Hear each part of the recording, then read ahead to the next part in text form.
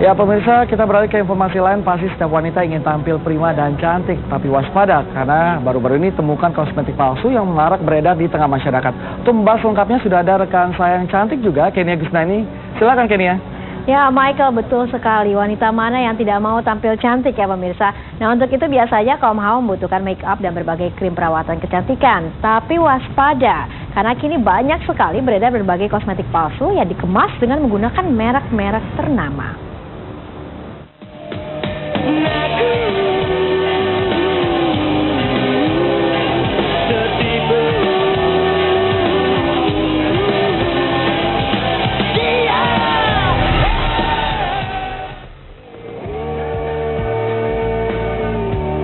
Pemirsa, apakah Anda sering menggunakan kosmetik atau berbagai krim untuk mempercantik diri? Banyaknya ragam make up dan krim perawatan wajah serta tubuh memang membuat kaum perempuan mempunyai banyak pilihan untuk tampil lebih cantik. Tapi waspadalah, tak semua kosmetik aman untuk digunakan. Apalagi bila kosmetik tersebut palsu. Ya, kasus kosmetik palsu kembali ditemukan. Selintas tampak tak ada yang aneh dengan produk-produk kosmetik ini. Namun ternyata kosmetik berbagai jenis seperti sabun, krim pemutih, dan pembersih wajah ini semuanya palsu. Direktorat Reserse Kriminal Khusus Polda Metro Jaya menyita ribuan kosmetik palsu siap edar ini lengkap dengan bahan baku dan kemasannya dari sebuah ruko di Karawaci, Tangerang. Dalam aksinya, tersangka RE alias S membeli bahan kosmetik di Pasar Asmk, Jakarta, kemudian meramunya dengan bahan berbahaya, seperti pewarna kue hingga pewangi. Ia juga memalsukan kosmetik buatannya dengan menggunakan merek ternama yang banyak diminati pembeli. Bahan-bahannya itu sama, tapi kemudian dikemas dalam bentuk yang berbeda-beda. Dengan modus dia menggunakan merek yang sudah terkenal, sebagai contoh Citra maupun Garnier. Padahal, sebagai contoh satu ini yang saya ambil, Garnier. Ini Garnier sendiri tidak mengeluarkan produk yang ini. Bisnis kosmetik palsu ini sudah berlangsung selama 6 tahun belakangan dengan keuntungan mencapai miliaran rupiah.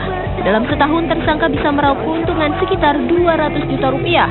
Produk hasil ramuannya ini dijual ke pasar grosir tradisional di kawasan Asmk, Jakarta Barat, serta pasar Raung di Serang, Banten. Dari Jakarta, Aji Atmoko, Raja Wali Televisi. Ya, pemirsa, dari pabrik kosmetik palsu yang berkedok rumah makan di Karawaci, Tangerang, ribuan produk kosmetik diproduksi setiap tahunnya. Dengan produksi sebanyak itu, bisa Anda bayangkan ribuan pembeli tertipu kosmetik palsu yang dikemas dalam balutan merek ternama. Produk-produk palsu ini dijual di 2 pasar tradisional di Jakarta dan Serang, Banten.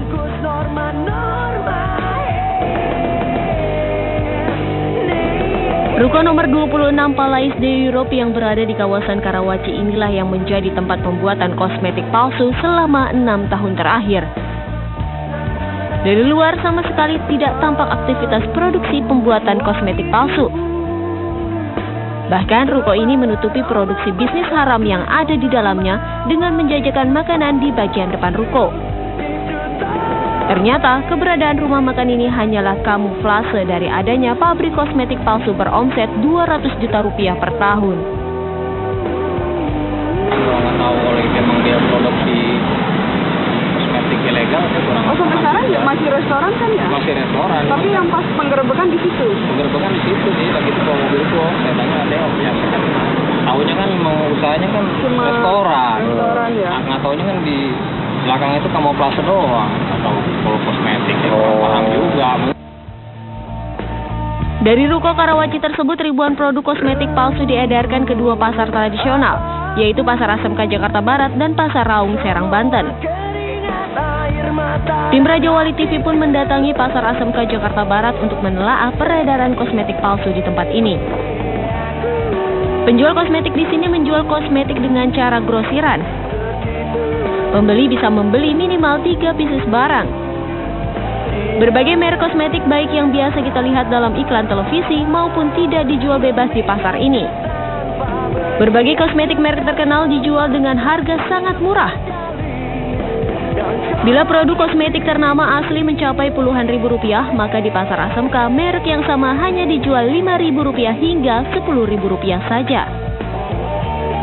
Pedagang pun mengklaim barang yang mereka jual adalah produk asli, namun bisa dibeli dengan harga murah karena dijual dalam bentuk grosiran sehingga dapat menarik pembeli.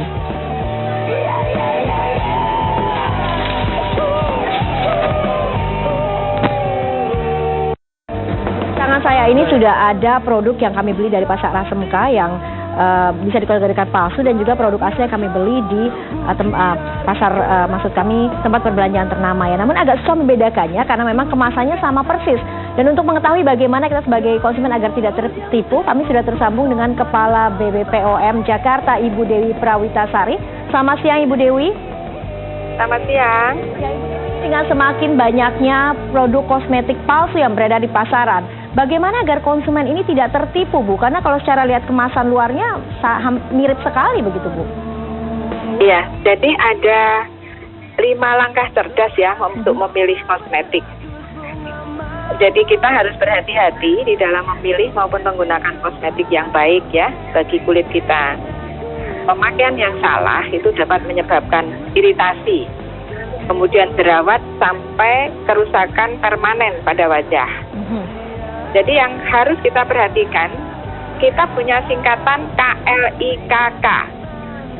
Klik. K pertama kemasan. Apakah kemasannya dalam kondisi baik? Kemudian L itu label. Perhatikan label.